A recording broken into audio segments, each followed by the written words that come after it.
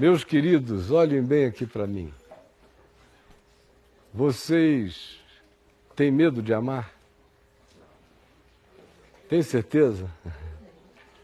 Não seja tão rápido assim, pense um pouco.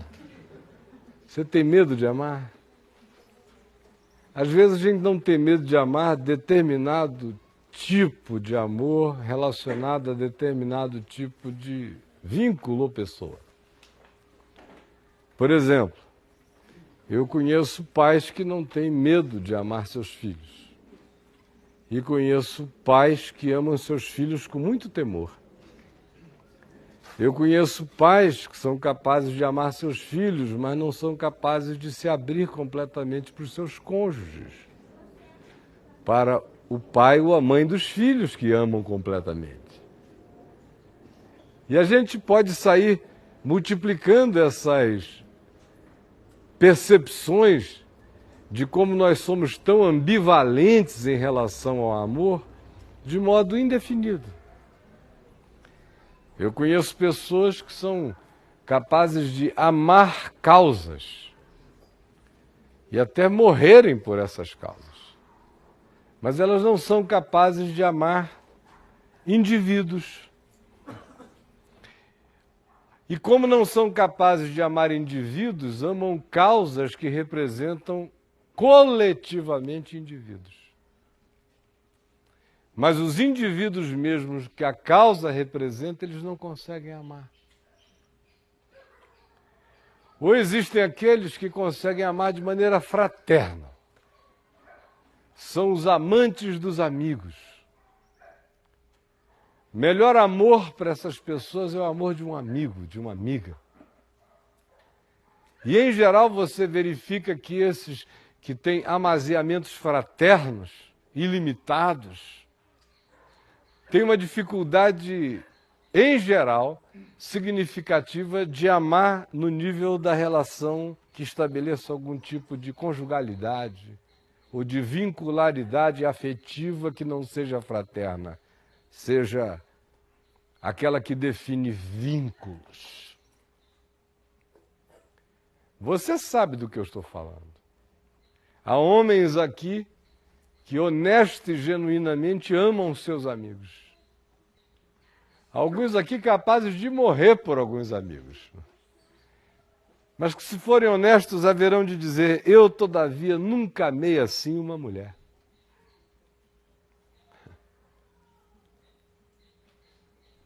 Às vezes é trauma. Lá de trás, do pai, da mãe, experiências passadas nossas mesmas. Às vezes é cultural. Há famílias que nutrem uma cultura de quase amor, mas mantêm sempre uma reserva técnica para manobras, saídas, rejeições, decepções, tristezas. Amam até onde achem que o amor pode ir sem que um reverso da história viesse a machucar-lhes bastante. Vocês sabem do que eu estou falando. Nas relações afetivas é o que eu, dia a dia, mais e mais vou encontrando. Pessoas que vão decidir se abrirão definitivamente para o amor pleno em relação ao cônjuge depois de casados. Porque é tanto medo, é tanto jogo, é tanto, deixa eu contar para ver se ele espera, é tanta gente sendo posta de castigo para ver como é que reage. Vocês sabem do que eu estou falando. Às vezes, foi a experiência de ter amado tão intensa, louca e dadivosamente uma pessoa e ter sofrido um choque horroroso. Faz com que a gente vá pela vida lutando contra o amor. Ou com um medo enorme de abrirmos-nos para ele. Ou de sofrermos outra vez. Tem gente que diz, basta uma dor daquele tipo, nunca mais serei apanhado nessa esparrela. Aí casam sem amor, amam os filhos do marido ou da mulher que quase amam, namoram um cara cheiroso, gostoso, capaz de ser amável, mas que eu não amarei nem me entregarei porque eu tenho medo da rebordose. Interessante é que eu não ia pregar sobre isso. Eu ia pregar em Lucas 20, mas eu abri aqui rapidinho um texto em 2 aos Coríntios para olhar uma coisa e vi outra. E me deu uma vontade enorme de falar sobre esse assunto com vocês. Porque Paulo, que nunca foi casado, provavelmente, ou quase certamente, que era um celibatário, era um cara que não tinha medo de amar. E a opção dele de não casar foi aquela que ele explica em 1 aos Coríntios. O desejo de uma dedicação tão total e absoluta ao Evangelho que não tinha espaço na vida dele para uma mulher, uma família, porque ele tinha decidido que ele seria o apóstolo mais hebreu possível. Já não bastava que ele fosse também um fazedor de tendas por profissão, se tornou um ser de tendas a vida inteira, andando sem parar. E sem queixas. E teve muitos casamentos fraternos. E propôs muitos casamentos eclesiásticos, comunitários, com o povo de Deus. Dentre esses casamentos está aquele que ele propõe aos Coríntios, na sua segunda epístola, no capítulo 6, do verso 11, quando ele faz um apelo apaixonado e diz: para vós outros, ó Coríntios, abrem-se os nossos lábios, alarga-se o nosso coração. Não tendes limites em nós, mas estáis limitados em vossos próprios afetos. Ora, como justa retribuição falo-vos como a filhos, dilatai-vos também vós. E eu aqui, que já li esse texto milhares de vezes, já preguei nele relacionado a aspectos diferentes da experiência existencial de Paulo em relação ao seu ministério, ou sobre a personalidade de Paulo, ou sobre um monte de coisas. Hoje, ele me chegou numa outra perspectiva. Me fez lembrar da cidade de Corinto, uma cidade que historicamente eu conheço muito bem, embora nunca tenha morado lá. Só a visitado umas 6 ou 7 vezes na vida, mas a história dela me é mais íntima do que a história de Brasília. E Corinto era uma cidade extremamente parecida com essa, com diferenças no aspecto que se relacionava à topografia. Ela tinha um mar batendo ali, ela era um lugar de travessia do Adriático para o Egeu. Ela está posicionada no istmo do Peloponeso, que na antiguidade era uma espécie de Roterdã marítima, de Ostende, um porto extraordinário. Ela era eclética, porque como era uma cidade portuária, pessoas do mundo inteiro não só passavam por lá o ano todo, mas muitas ficavam tempos, depois se iam. Parece com Brasília nesse sentido.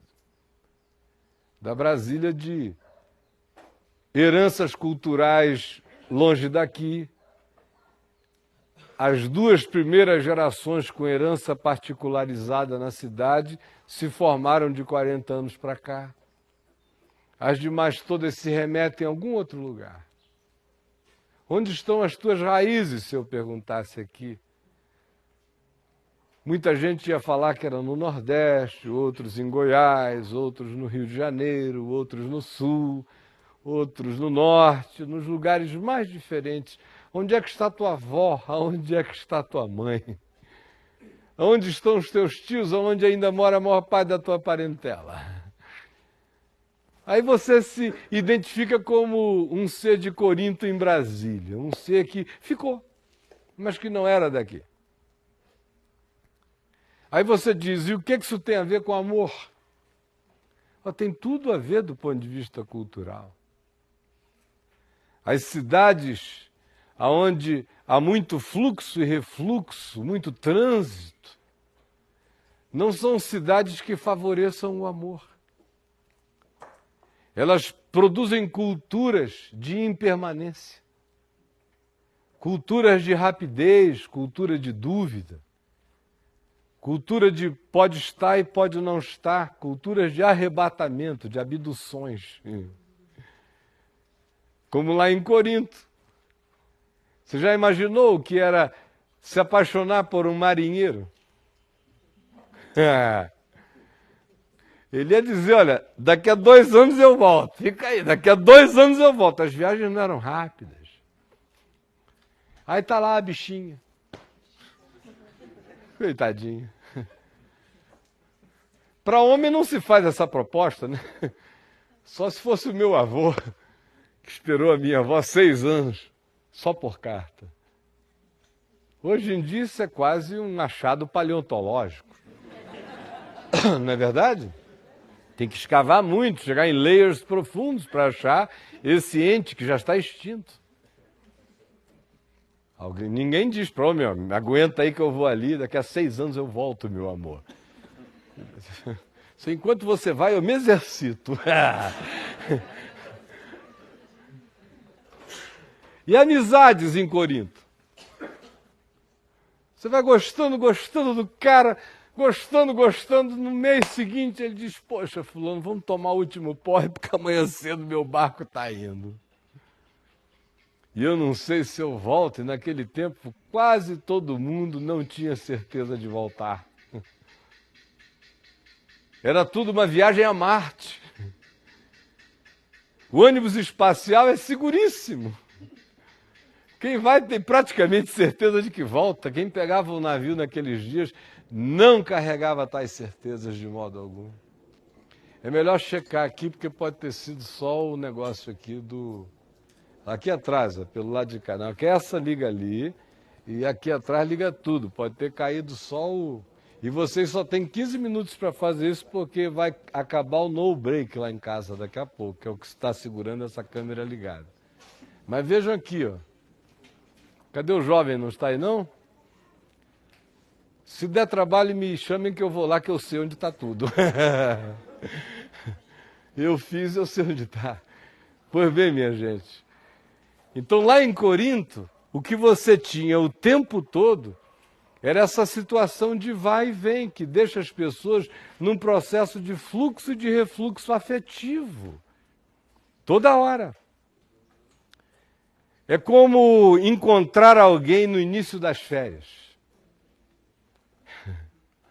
que está de passagem, chegou na casa da sua tia, um grande amigo do seu primo mais velho. Aí olha para você e se encanta, e você por ele. Aí começa uma contagem, primeiro a reflexão, a ponderação, vale a pena, não vale a pena, meu Deus, será que é? Será que vai rolar? E se rolar, vai ficar ou não vai ficar? Só vai rolar e vai cair. Eu é que vou ficar aqui no bagaço.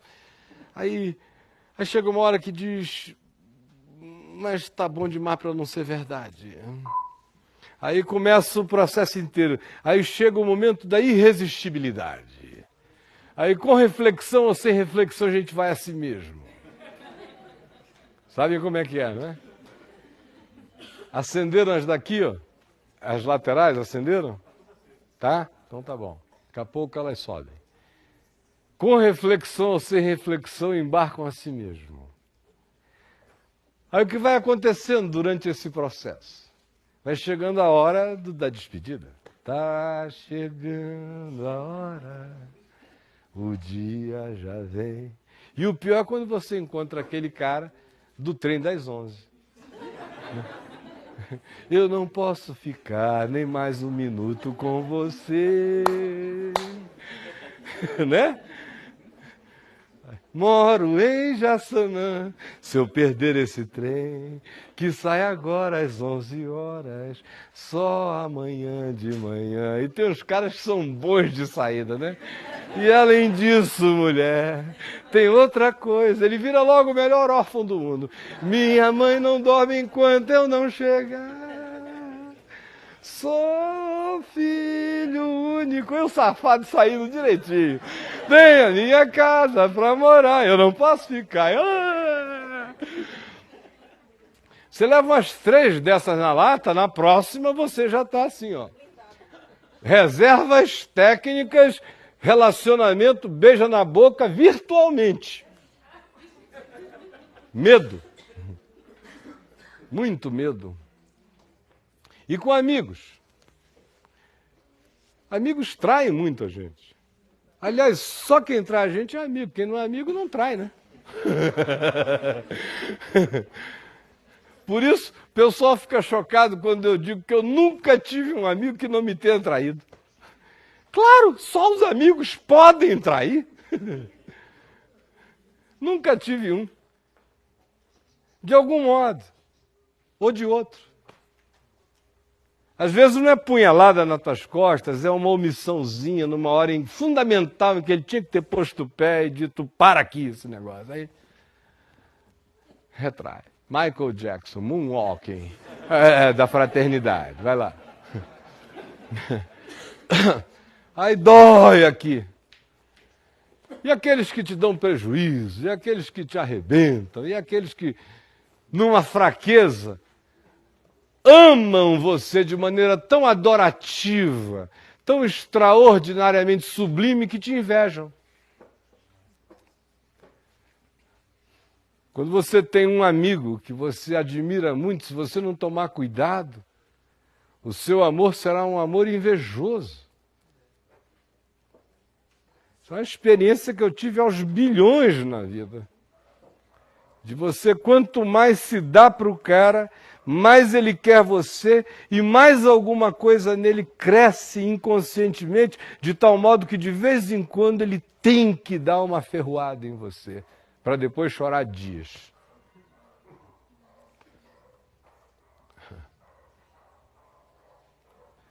Porque amar gera muito medo no coração da maioria das pessoas. Pânico, pavor. E aqui nessa Assembleia, eu tenho certeza absoluta de que tem gente sofrendo dessa síndrome de Corinto. É gente que, por razões as mais diversas, à semelhança desse povo aqui, ficou cínica em relação aos fluxos de idas e de vindas e acabou desenvolvendo carapaças, blindagens. Gente que acabou desenvolvendo defesas, as mais diversas. Às vezes é um divórcio doído, que deixa o homem ou a mulher para o resto da vida meio blindados, fechados. Às vezes uma traição de alguém em quem você confiava completamente e de repente levou o susto de que alguma coisa absolutamente impensável tenha acontecido. Na realidade, cada um de nós, se for olhar para o próprio coração agora, neste momento, vai verificar as reservas enormes que possui em relação a amar. E ao medo de amar que tem.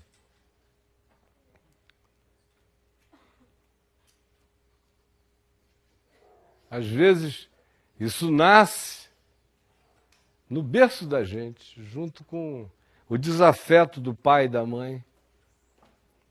Você é criado num ambiente onde não há afeição conjugal entre o pai e a mãe. Em geral, seu coração não é exercitado na confiança afetiva.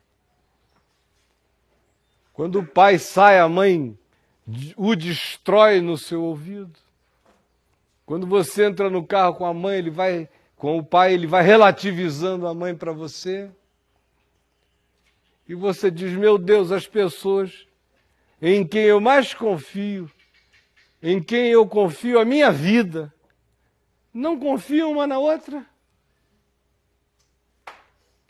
Como pode se desenvolver em tal coração a densidade e a largueza, a amplitude, o destemor em relação a amar? E a gente vai se encolhendo. Vai amando em doses homeopáticas, ou se acovarda tanto que só ama se houver aquela garantia total de que não haverá risco de natureza alguma. Aí eu digo uma coisa, só o amor de Jesus lhe dá essa garantia.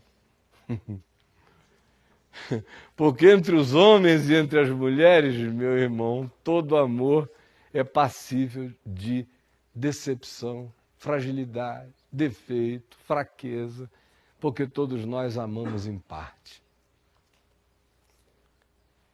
Nenhum de nós aqui ama em plenitude ainda, nenhum de nós sabe nem o que é isso ainda. Mas Paulo diz, no que você já entendeu que seja isso, dilate-se, sem medo.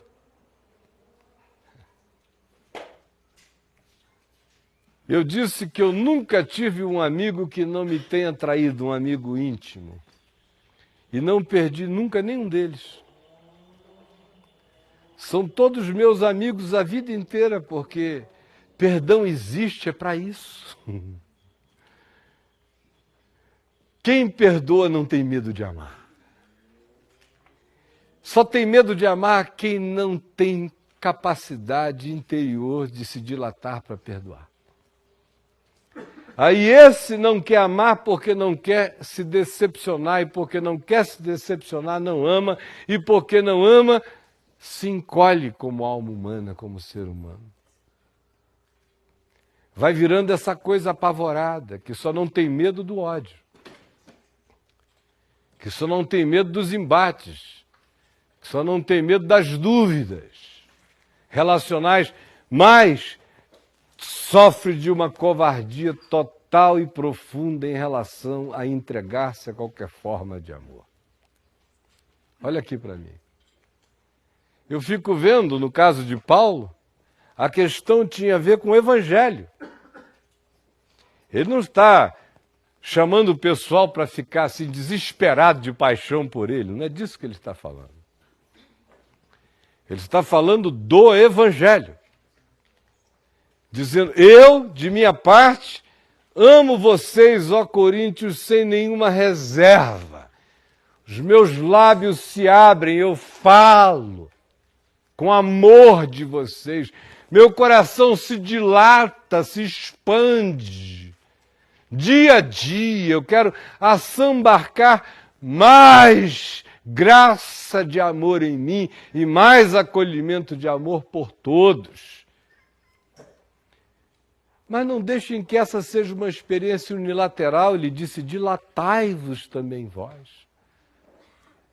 Porque é extremamente desagradável e é impossível estabelecer uma relação adulta, madura e crescente se não houver reciprocidade. Se eu posso amar vocês assim para o resto da minha vida, mas vocês estão encolhendo. Enquanto eu me dilato, me amando apesar de vocês, ou contra vocês, ou apesar do medo de vocês, ou apesar das reservas técnicas de vocês, eu estou crescendo. Agora vocês estão encolhendo. Porque a resistência à pulsão do amor, quando é desobedecida, vai gerando um ser encolhido, engilhado, até o ponto em que ele seca. Por isso Paulo diz, por favor, me amem de volta. Não é porque eu estou carente de amor, não. É para o bem da alma de vocês. Não tenham medo de me amar, assim como eu não tenho nenhum medo de amar a bagaça que vocês são. E olha que lá em Coríntios era só bagaça. Leiam as 2 cartas. Nenhum de vocês ia querer ser membro daquela igreja ali. Eu não gostaria de pastorear aquele povo. Mas ele está todo aberto. E dizendo, em mim vocês não têm reservas. Por favor, não mantenham as reservas em vocês. Sabe por quê? Olha a sequência. Isso é que é assustador. Após dizer isso, ele prossegue no verso 14, de 2 aos Coríntios 6, dizendo: não vos ponhais em julgo desigual com os incrédulos. Porquanto que sociedade pode haver entre a justiça e a iniquidade? Ou que comunhão da luz com as trevas? Que harmonia entre Cristo e o maligno? Ou que união do crente com o incrédulo? Que ligação há entre o santuário de Deus e os ídolos? Porque nós somos santuário do Deus vivente, como ele próprio disse: habitarei e andarei entre eles. Serei o seu Deus e eles serão o meu povo. Por isso, retirai-vos do meio deles, separai-vos, diz o Senhor, não toqueis em coisas imundas, e eu vos receberei, serei vosso Pai, e vós sereis para mim filhos e filhas, diz o Senhor, o Todo-Poderoso. Tendo, pois, ó amados, tais promessas, purifiquemo-nos de toda impureza, tanto da carne como do espírito, aperfeiçoando a nossa santidade no temor de Deus. Depois dele dizer, não se fechem, senão vocês encolhem, paradoxalmente, o que ele diz? Diz que o encolhimento desse pessoal era apenas em relação a ele, que era um representante genuíno do Evangelho de Jesus. Era apenas em relação ao Evangelho. Porque em relação às demais coisas, eles eram todos dilatados. Em relação a Paulo, 1000 reservas. Mas havia mulheres ali capazes de casar com um macumbeiro charmoso. Um feiticeiro bom de chifra. 1000 reservas em relação a Paulo. Mas nenhuma em relação a ter toda a comunhão com toda a sorte de esquisitice, doença espiritual possível. Comunhão com as trevas, comunhão com a mesa dos demônios, Paulo diz. Em relação ao Evangelho, 1000 questões. Em relação a tudo que seja obscuro e maligno, pergunta nenhuma, abertura total. O que é que isso mostra para a gente do ponto de vista psicológico, afetivo e espiritual?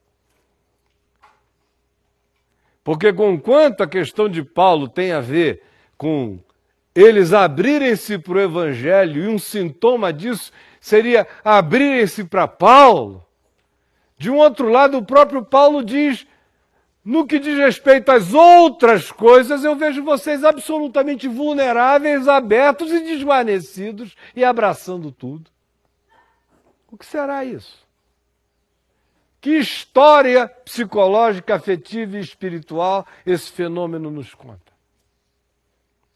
De gente que, em relação ao Evangelho, tem reservas. Embora diga é a verdade. E em relação àquilo que diz não é verdade, é mentira, ou é ambíguo, ou é ambivalente, ou é zona cinzenta, ou eu sei que não é límpido, no entanto, abre-se por inteiro. Em relação a Paulo, a fenomenologia por ele descrita tem a ver com o que eu já disse, o Evangelho e as demais coisas. Mas em relação a você? Em relação a você, que tem uma dificuldade enorme de amar aquilo que, espiritualmente falando, parece com o Evangelho, ou carrega conteúdos do Evangelho, e uma facilidade imensa para amar o que é a antítese do Evangelho. Eu, às vezes, encontro mulheres que me dizem o seguinte, pô, aquele cara é perfeito. Pena que falta uma sacanagem nele.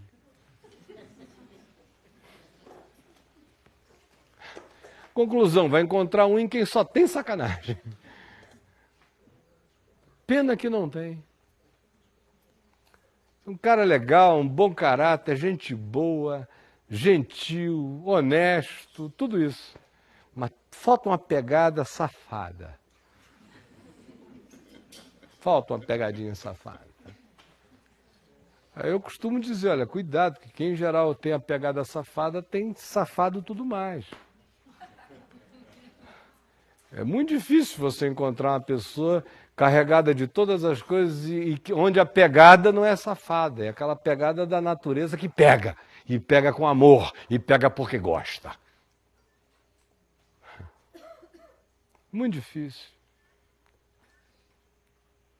Caráter e carisma só se combinam com perfeição quando nascem em Deus. Quando não nasce em Deus, em geral, quem tem caráter não é bom de carisma, quem tem carisma não é bom de caráter. Quase sempre. A menos que esse indivíduo ou essa pessoa tenham sido forjados no cadinho, no crisol do fogo da graça de Deus, para sair um tempero rígido. Do contrário, o olhar da minha vida me diz que 80% dos casos o cara denso de caráter não desenvolveu carismas. E o cara absolutamente carismático, em geral, não desenvolveu caráter. Aí a gente se encanta por quem não dá segurança uma vez que você esteja encantado.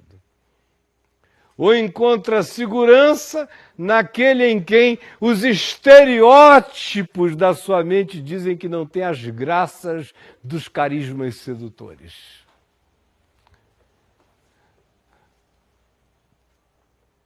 Aí você vê o tempo todo as pessoas vivendo dos experimentos que quase vão, mas não disparam.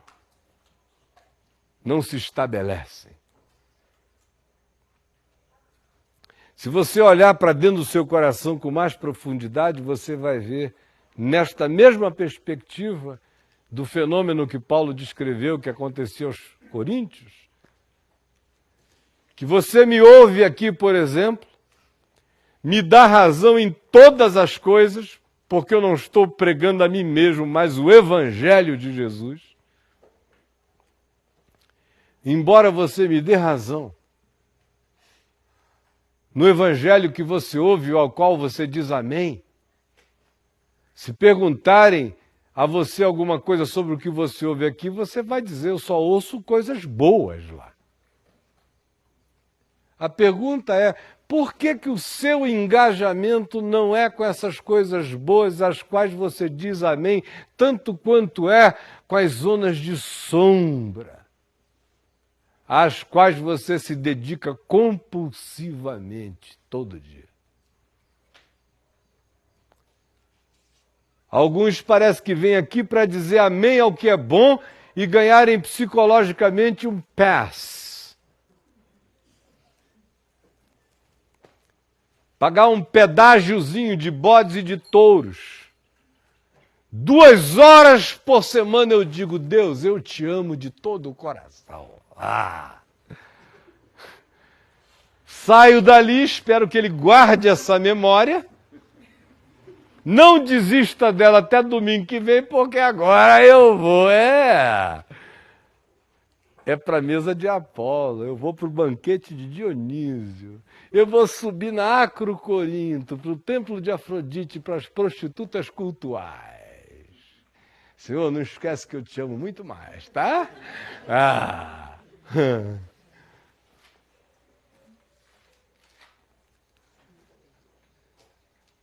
Agora olhe aqui para dentro do seu coração e faça alguns exercícios. Número 1, pergunte-se, a minha dificuldade de amar é porque eu tenho medo? De onde decorre esse medo? De traumas ou de mim mesmo? Quando é de traumas, é porque a sua mente ficou impressionada, machucada com as expressões do anti-amor. Mas às vezes tem a ver com você mesmo. Seus pais se amaram, na sua casa só havia amor e você é essa pessoa encruada, fechada, defensiva. O medo é seu, a insegurança é sua. Às vezes decorre do orgulho. Como o orgulho impede o amor? Fica sempre aquela competição de ver quem é que vai se dar mais primeiro, para ver se eu decido dar algum passo nessa direção.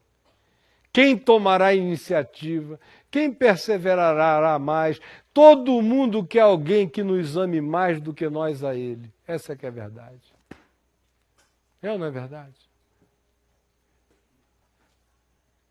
Na verdade absoluta, quem é que diria aqui que de fato estaria disposto a amar a vida inteira uma pessoa que o amasse menos? Tem gente que está disposta a ficar nesse vínculo por total carência, mas não por satisfação.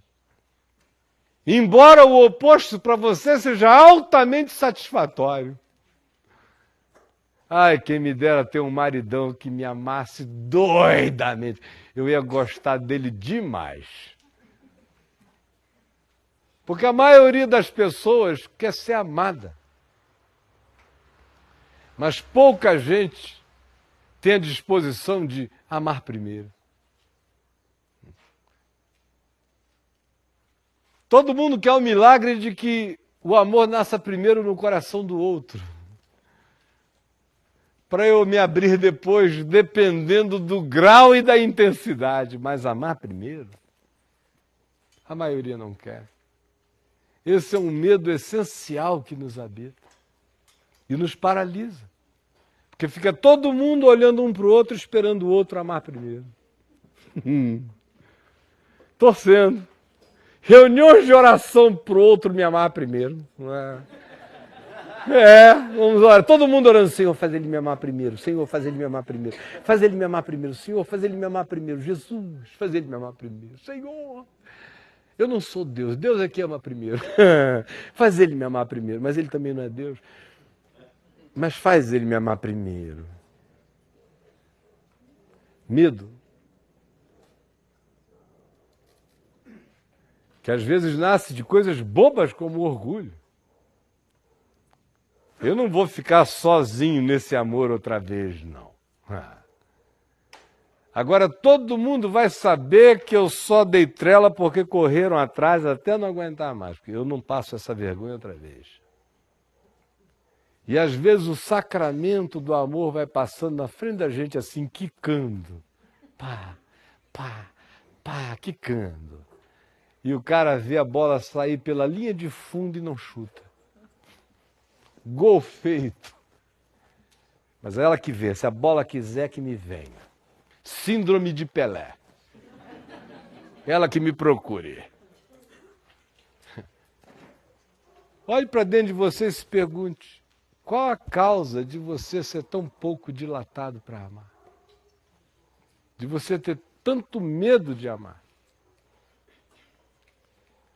Ou de você já ter até passado dessa e ter dito, essa é uma coisa que ficou para trás, não vale a pena.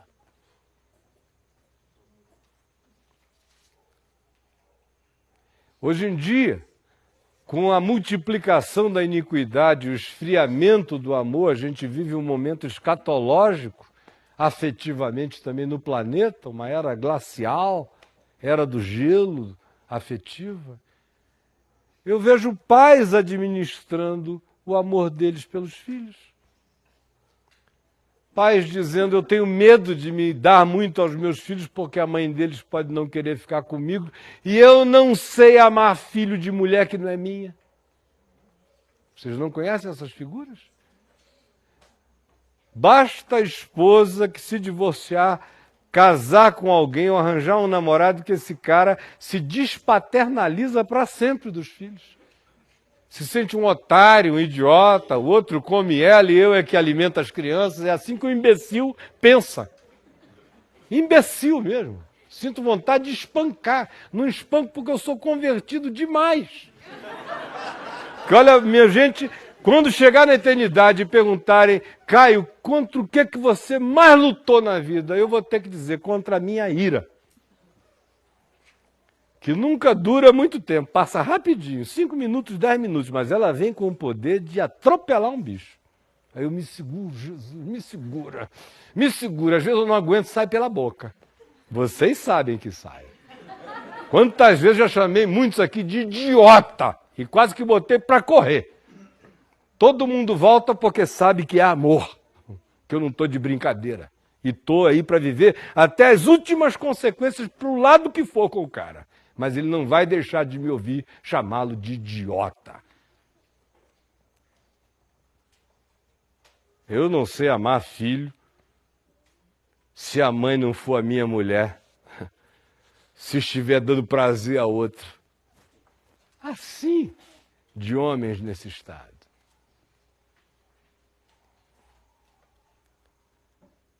Eu estou dizendo isso porque nós estamos começando um ano.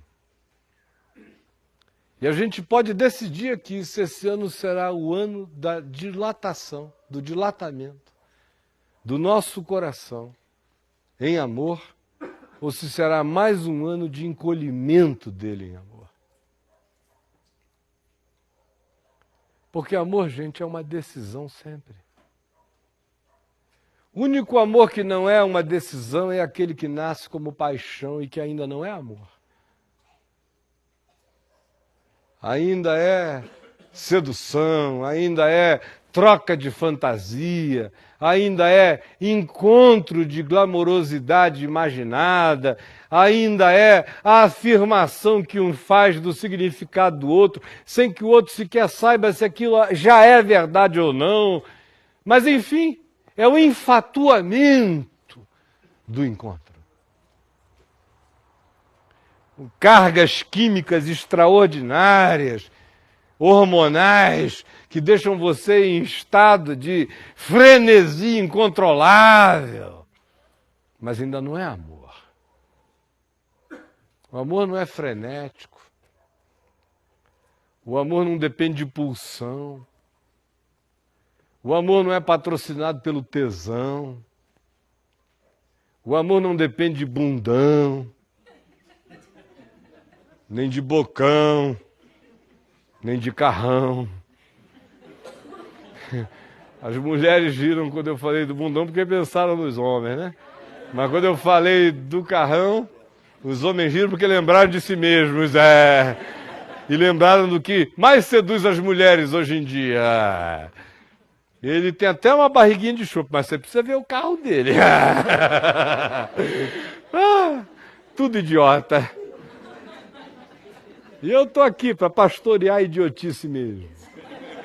Com todo amor no Senhor. Mas que a idiotice é. Vocês sabem que é.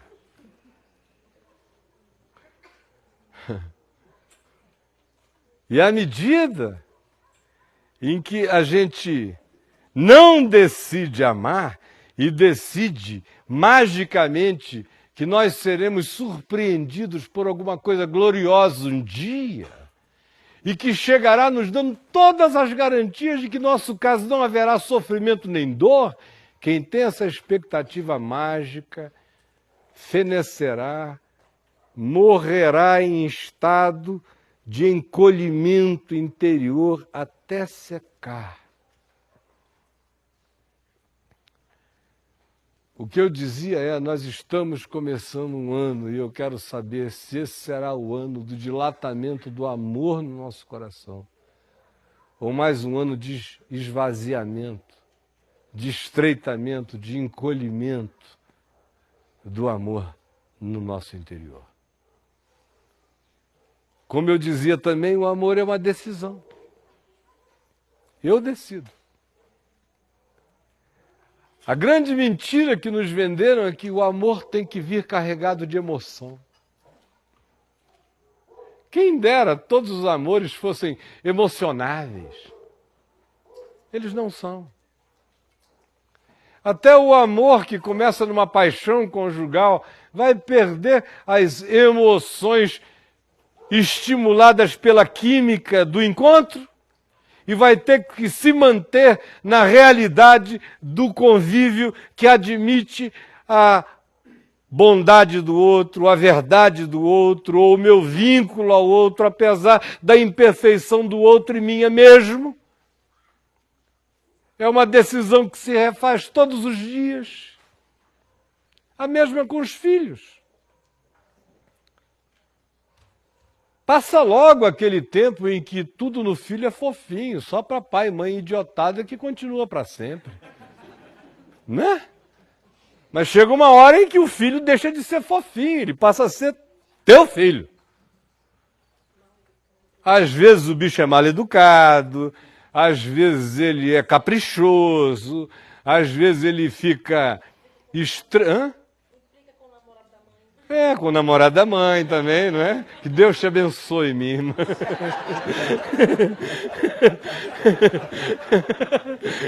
Enfim, e você segura ali, toma partidos. Filhos têm memória mais curta do que de peixe. Dizem que memória de peixe dura 5 segundos, né? Por isso que ele cai na mesma toda vez.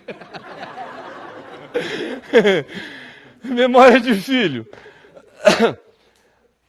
Às vezes, você ouve filho contar para você histórias impensáveis. Impensáveis. Meu Deus, o que aconteceu com a tua memória? O que aconteceu? Mas você os ama a si mesmo. Não é porque eles são perfeitos, não é porque eles agradem a você sempre, não é porque eles façam coisas certas toda vez, não é porque eles sejam tão sábios que encham você da alegria de que eles sempre escolhem o melhor caminho. Não é, esse tempo passa rápido. Aproveite enquanto tem cerotinho no pescoço. Ah, que delícia gostosa do papai, do vovô, porque vai chegar uma hora logo, logo, que você tem que começar a dizer para sua princesa, para o seu príncipezinho, para de idiotice. Logo. E você vai ter que amá-los a si mesmo. Ora, é uma escolha. Aí você diz, mas aí tem um sangue pulsionando. Tem não, meu irmão. É uma escolha também. Porque toda hora eu vejo pais que, apesar de todo o sangue correndo nas veias, não conseguem estabelecer vínculos nem relacionalidade, muito menos intimidade. É decisão. Em todas as direções o amor é uma decisão.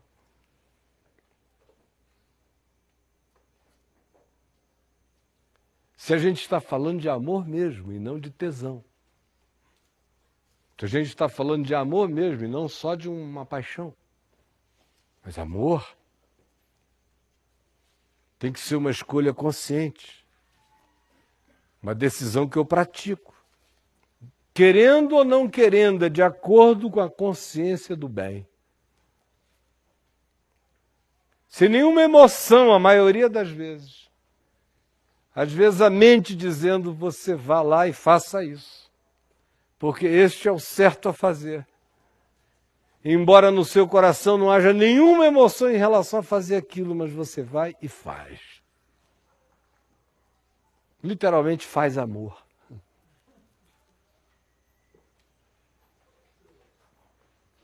Só que quando você vai fazendo e você vai decidindo, o milagre é que a cada nova decisão você se torna mais espontâneo no fazer. Chega a hora em que você não precisa de nenhuma emulação a mais e também não tem que tratar aquilo como um dever de consciência, vai se tornando um ato espontâneo, embora ele não prescinda da sua consciente decisão, toda vez.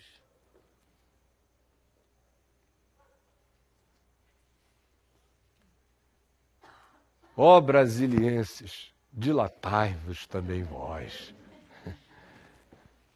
Parem desse medo de perder raízes.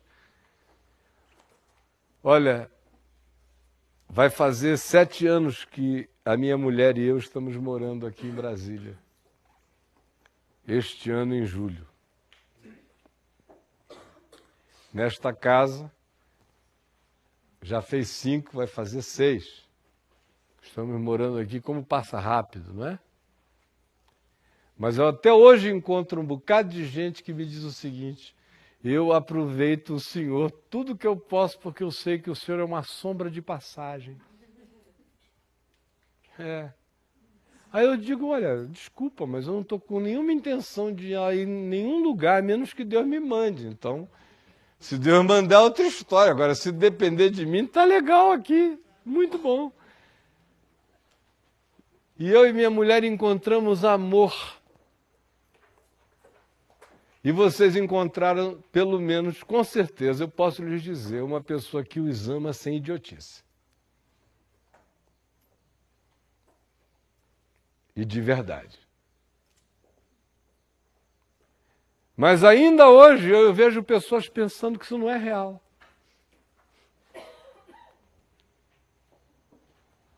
Que pode ser simplesmente um voo, um tempo. E se fosse? E se fosse? E daí? Eu não tenho nenhum medo de amar vocês, por que vocês têm medo de me amar?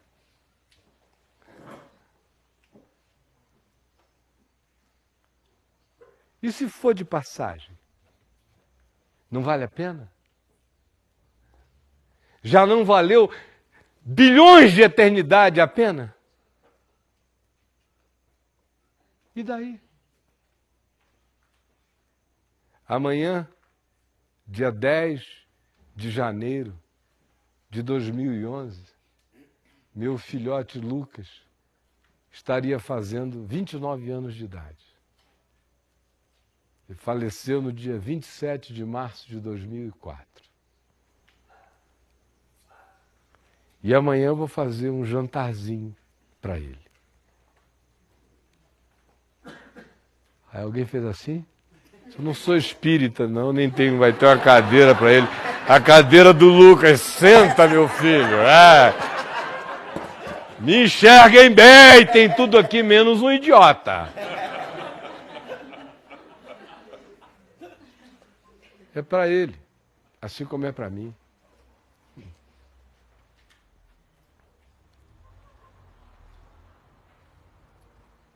As mulheres me entendem melhor do que os homens. Porque quase nenhum homem aqui é capaz de, sem ter a mulher em casa, ou uma ajuda técnica, levantar-se ou chegar em casa, pegar um bom prato, escolher uma boa taça, pegar um bom vinho, preparar uma comidinha para si mesmo, botar guardanapo, arrumar tudo bonitinho, sentar e comer como se estivesse com uma rainha.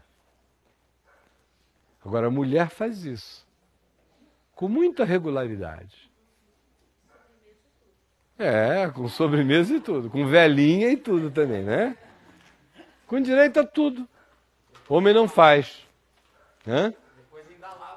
Depois ainda lava tudo. Né? Não, deixa pro namorado imaginário, que não chegará nunca. Agora elas se cuidam com muito mais afeto do que os homens. Se tratam. Por que eu estou dizendo isso? Eu falei que amanhã é o aniversário dele que eu vou celebrar. Vou celebrar minha gratidão a Deus pela vida dele. Vou celebrar a Deus a bênção de tê-lo levado na hora certa.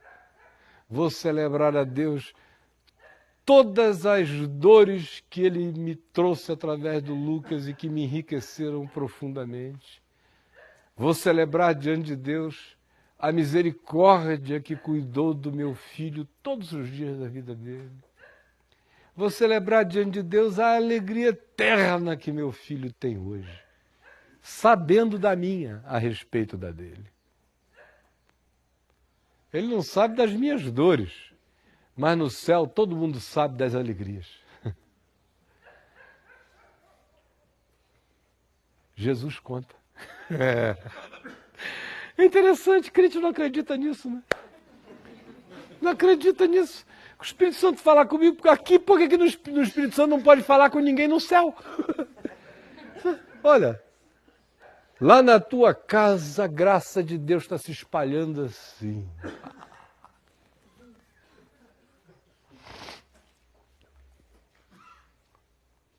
Ou eles estão vivendo um processo de muita dor, mas o resultado, olha só qual vai ser.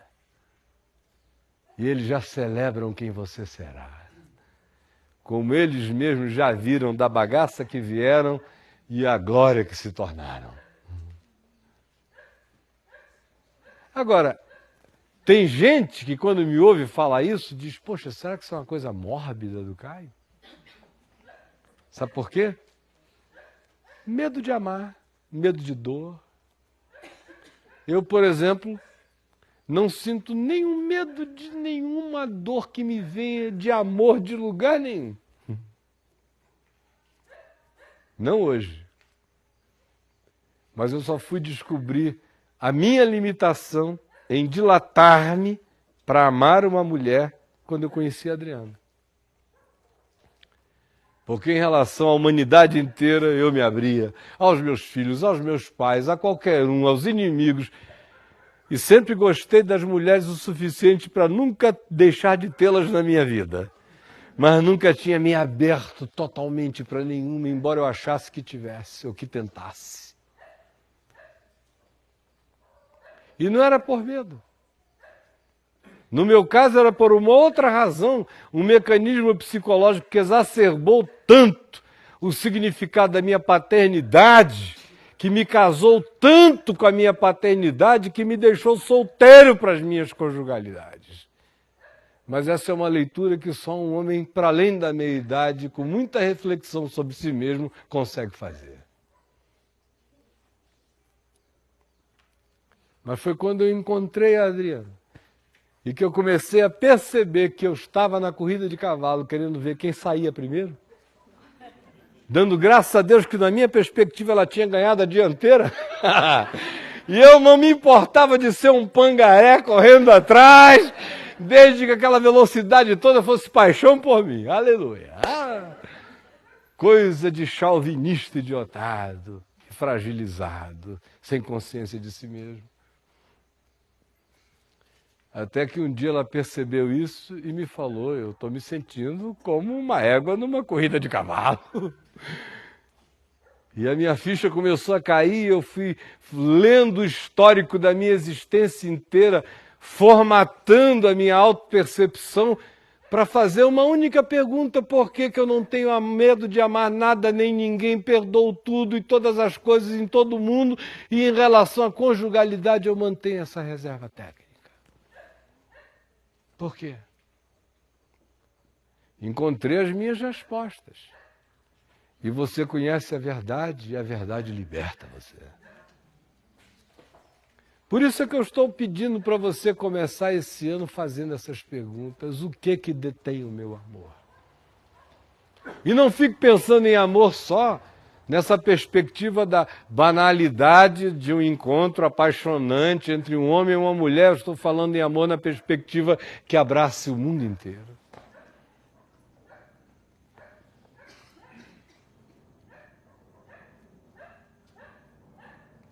Meus irmãos e minhas irmãs, olhem bem para mim. Quanto mais você lutar contra o amor, menor você ficará. Quanto mais você lutar contra a dilatação do amor em você, proporcionalmente àquilo que você não dilate, você se encolhe. Ó brasilienses, dilatai-vos também vós. Agora, olhe para dentro do coração e identifique seus traumas, seus medos. suas travas, os monstros que você criou para impedirem você de entrar na sala do amor.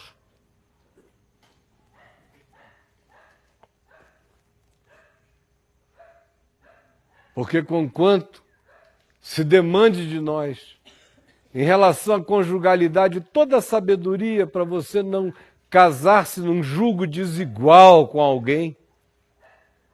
No entanto, Paulo diz, em relação ao julgo igual, vocês se fecham, mas ao desigual vocês se abrem, conquanto ele advirta que não se deva buscar uma relação conjugal desnivelada, que deixa a gente em sofrimentos desnecessários a vida inteira. Em relação a tudo mais, qualquer vínculo humano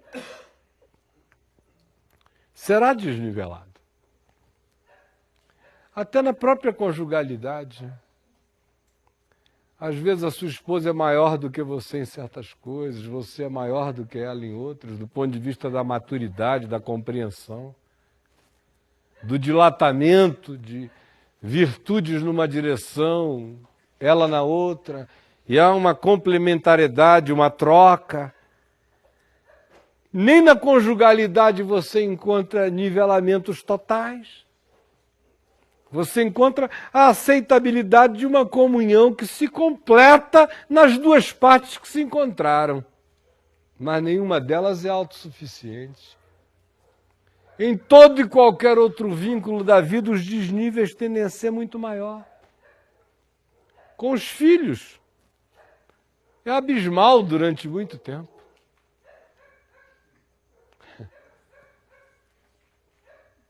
É amor total, divino. Mas a diferença é abismal. Até que vai chegando a era da compreensão no entendimento deles, quando eles vão virando seus amigos, compreendendo você, e depois de um tempo dizendo, meu Deus, como você era muito mais fantástico do que eu sabia, meu pai. Mas demora. Às vezes não chega nunca. Às vezes eles só vão te enxergar quando você já não está aqui. Mas nem por causa disso tenha medo de amar. Nunca ninguém que amou perdeu nada. Só perde quem deixou de amar. Aí você diz, mas eu amei, me estrepei. Não, quem se estrepou foi quem não viu o seu amor. Mas eu amei, fui traído? Não. Se traiu quem não percebeu o tesouro que tinha. Mas eu amei, não fui recompensado. Mas quem disse que a recompensa do amor é recompensa? A recompensa do amor é amar. É ser. A recompensa do amor não é o que o outro dá a você, é o que o amor cria em você, apesar do outro, ou com o outro, ou sem o outro, ou sem ninguém. Ele nunca não cria. Deus é amor.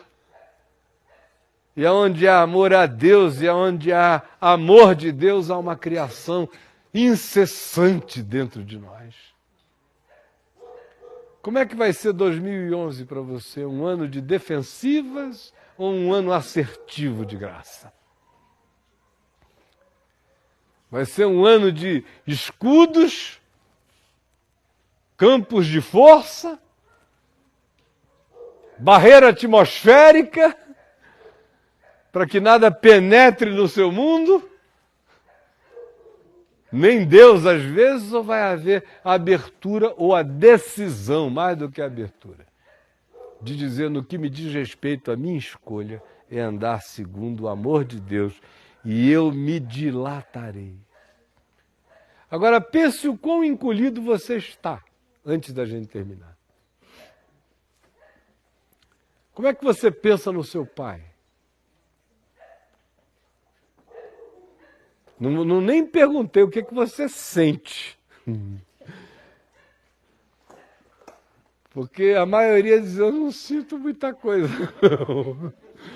Outros iam dizer, eu sinto coisa ruim quando eu penso nele. Tento não pensar. Tento só dizer benção, pai, e passar batido. O que você pensa quando você pensa na sua mãe, nos seus irmãos, nos seus parentes, nos seus vizinhos, seus companheiros de trabalho? O que você pensa acerca das mulheres? Tem um monte de homem que diz que são todas muito gostosas. Geralmente quem diz isso não ama ninguém, nem amará. São todas, ninguém ama todas, a gente só ama um. Nesse nível, só. No nível fraterno, eu tenho poder em mim para amar o mundo inteiro, mas no ambiente conjugal, Deus me fez para não servir nem a dois senhores, nem a duas senhoras. Para amar um só. E querer bem a muita gente. E me dar por milhões de outros. Olhe para dentro de você e pergunte: o que seus filhos representam hoje para você? Peso, responsabilidade, alívio quando se vão.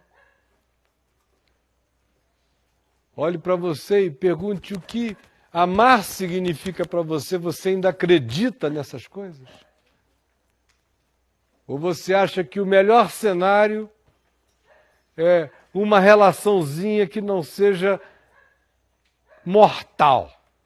Se não for mortal, a gente já está suportando. Seu coração nivelou as coisas por baixo? Você caiu no ambiente da mediocrização interior? Você tem medo de viver como o otário do amor na Terra?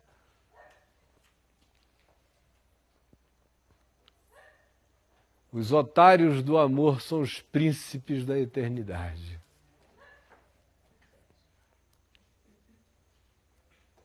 E o verdadeiro amor não prova dores que matam nunca. Paixões provam dores mortais, o amor não. O amor tudo sofre, tudo espera, tudo suporta, jamais acaba. Não acaba nem quando o outro se acaba. A gente ainda o ama acabado. O amor não sabe morrer. Ele só sabe viver.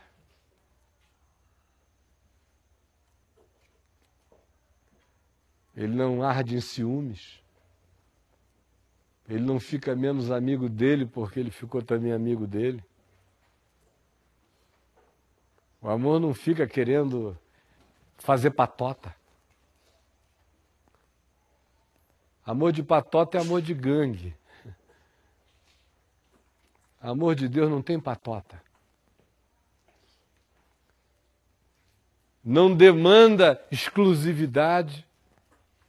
É certo no vínculo conjugal. Em qualquer outra forma ele está aberto para que aqueles que ele ame se deem amor a todo mundo, sem ciúme.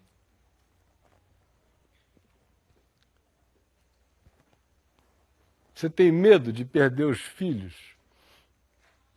Você cujo marido casou com uma outra pessoa? Você boicota tanto o seu marido e o novo relacionamento dele para ver se cria um inferninho de tal modo que os seus filhos nunca achem que lá também é um lugar de paz?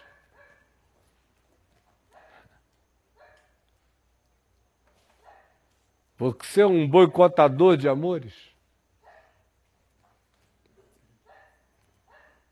Ou você desenvolveu já no coração a capacidade de dizer: acabou entre nós, mas não nos acabou.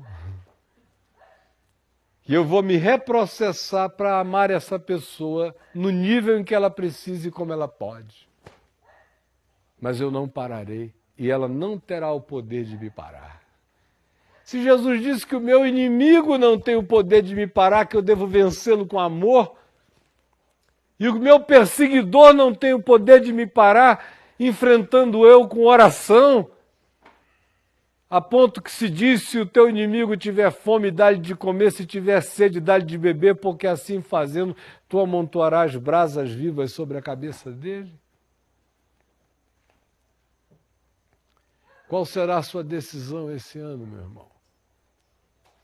Será mais um ano de mediocridade, de mais encolhimento, de mais defensividade?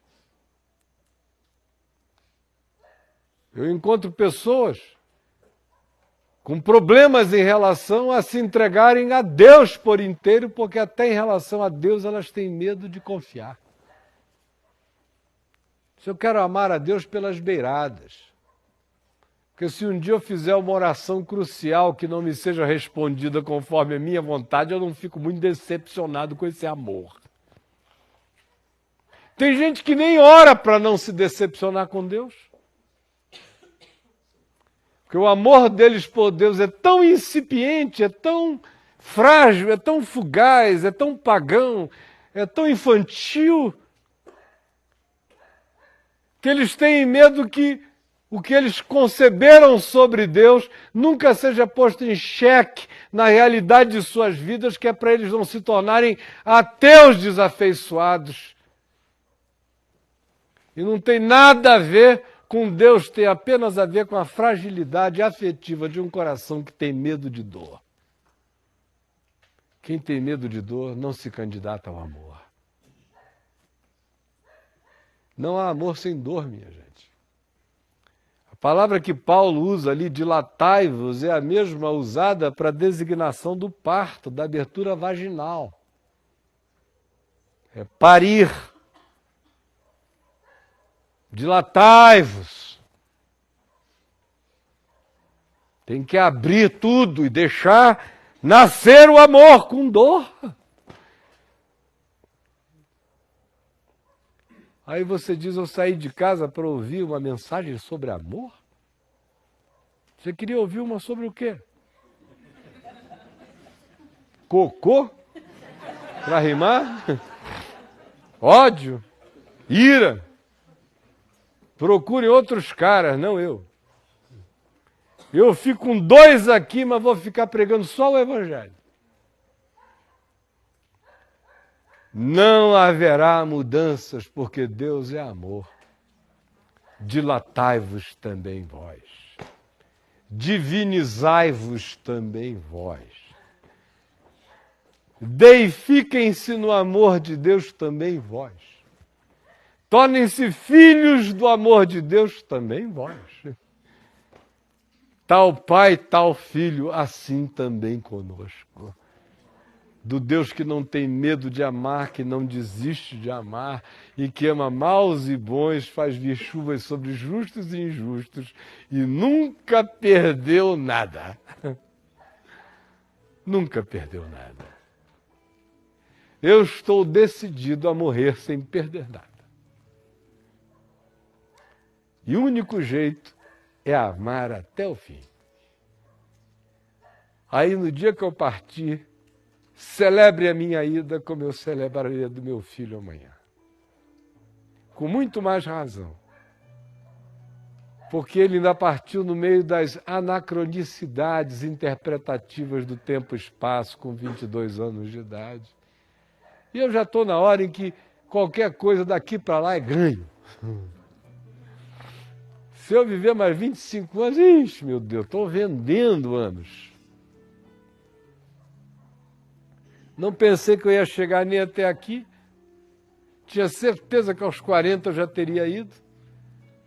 Porque eu tomei uma decisão com 18 anos de idade de que eu não iria me poupar. De que eu iria queimar a vela pelas 2 pontas, que eu estava aqui para ser chupado por Deus e pela vida. E não brinquei disso. Eu estar ainda com a saúde que eu estou, inteiro como eu estou, é um milagre da graça de Deus. E tantos anos quantos mais Ele me dê, eu quero viver para me consumir nisso. E aí naquele dia vocês olhem para mim e digam, aí está um homem que nunca perdeu nada. Quando é assim, a gente não perde nem o filho que morre. É isso que as pessoas não conseguem entender. Eu nunca perdi nada. Nem o filho que está sepultado em Niterói e vivo nos céus, cujo aniversário seria amanhã, eu perdi. Lembram-se de Jó? Ele perdeu bens, casas, gado, patrimônio. E não perdeu nada.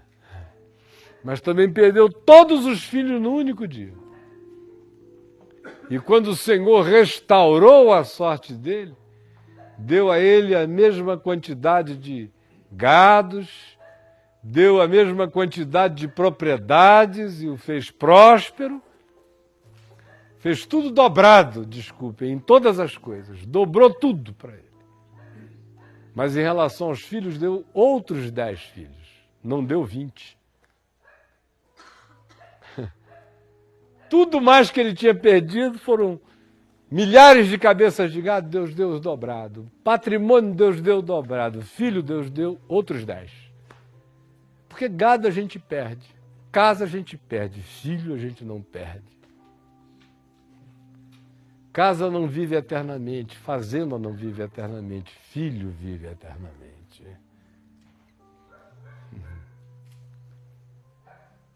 Queira ser alguém que jamais perderá nada.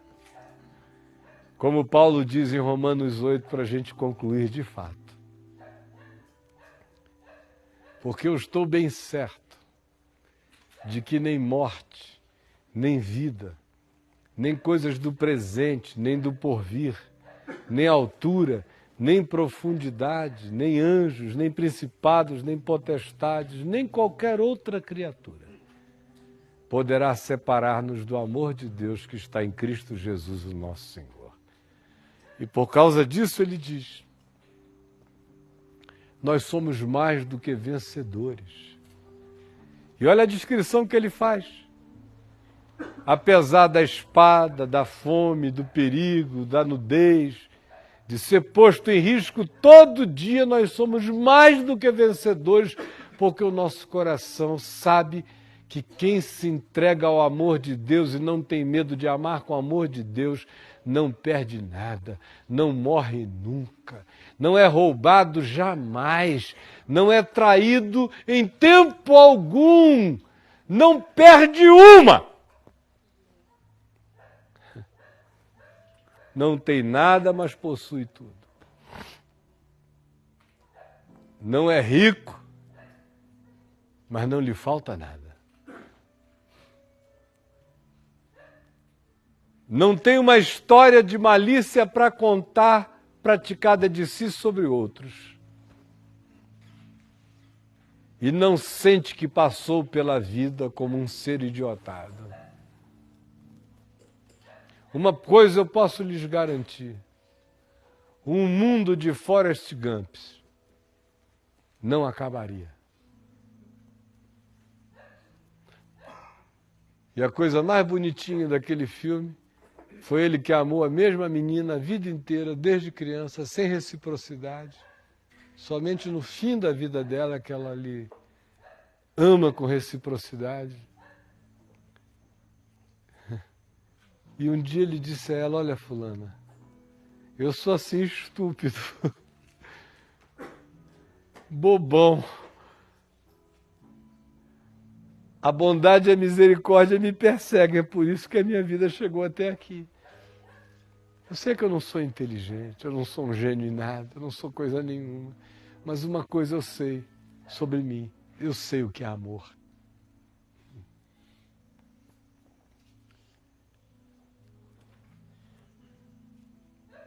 O que você prefere para você? Se eu tivesse que fazer a escolha entre ser um gênio admirado no planeta inteiro e seco de amor ou um Forrest Gump, que não tem em si nenhuma genialidade, que beira a estupidez bondosa, mas que sabe o que é amor. Eu preferiria viver como um débil mental cheio de amor do que como um gênio amargurado. O que você vai decidir para 2011? Vai ser um ano de mais estreitamento ou será um ano de dilatação? Você vai parir, graças a Deus, esse ano em nome de Jesus, meu irmão? Vai se dilatar? Não tenha medo das dores, das contrações. Elas chegam para abrir, para ver se de nós nasce vida. Que seja assim sobre mim, sobre você, sobre quem nos assiste em casa. Em nome de Jesus. Vamos ficar em pé, todos nós. Agora olha aqui para mim.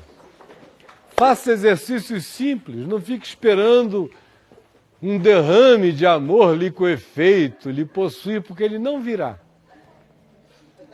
Não virá. A decisão é simples. Estou com vontade de dar um cacete. O que eu faço?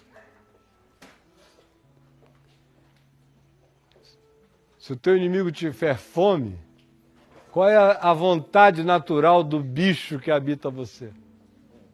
Deixá-lo passar fome, não é? A gente vence as forças anti-amor praticando as decisões do amor contra elas. E todos nós nos eximimos disso em relação a algumas pessoas ou algumas circunstâncias. A gente diz, para esses, tudo que eu puder, que é para eu poder ganhar o direito de, em relação a um monte de gente, dizer que eu não posso. Mas você não tem esse álibi diante de Deus. E também não fique com a conversa de que você ama o mundo inteiro, porque é mentira. A gente é chamado a amar o mundo que a gente vê e enxerga, passa por ele todo dia. Se você vir o seu irmão passar a necessidade, fechar o seu coração, como pode estar em você o amor de Deus? Não se cobra do que você não viu, não sabe, não pode. Só se pede que você seja amor, aonde você vê, sabe e pode. Vamos dar as nossas mãos.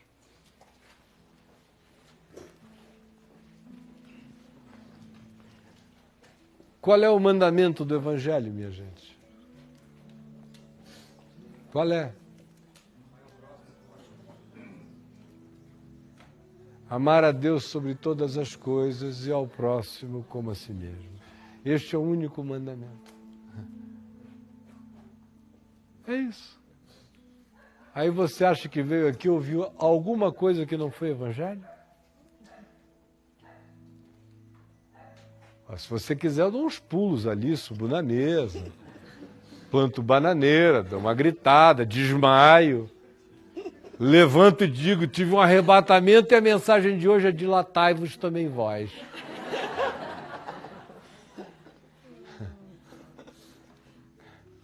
Mas o amor e o evangelho que vocês vão encontrar em mim vai estar sempre de olhos bem abertos, sem desmaio, lúcido, sem medo. Se servir a você, é evangelho. Agora não fique achando que você veio ouvir poesia de segunda categoria porque eu não vim falá-la. A minha esperança é que o Espírito Santo nos moleste. É que haja uma espada de fogo cortando a gente agora. Nosso desamor, nossa indiferença, nossa frieza, nosso descaso. Que Deus nos espanque com graça, para a gente acordar da nossa catatonia, da nossa existência zumbificada. Quem não ama é zumbi. Saiba isso. Sem amor, toda existência é caminho de zumbi. Nunca tenha dúvida disso, porque é verdade. Senhor Jesus, eu te agradeço por esses irmãos que tu me deste aqui em Brasília. Te agradeço por esses milhares e milhões de outros que estão nos vendo aqui pela internet todos os dias. Te agradeço por essa comunhão que começou com todo mundo tão desconfiado, tão traumatizado, tão chafurdado na religião, tão com medo de Deus, tão com medo de pastor, tão com medo de amor, tão com medo do Evangelho porque tinham sido enganados. O tempo já passou o suficiente para que qualquer um de nós continue com esse trauma. Fique livre disso hoje, meu irmão. Pare de ter medo de se amar outra vez, de amar os irmãos, de amar o povo de Deus, de amar a causa do Evangelho. Eu quero te pedir, Jesus, por aqueles que amaram pessoas e foram traídas e ficaram fechadas. Por favor, salva-as dessa blindagem, para que elas não morram nesse casulo que não faz nascer borboleta, que só põe a lagarta no formol das amarguras.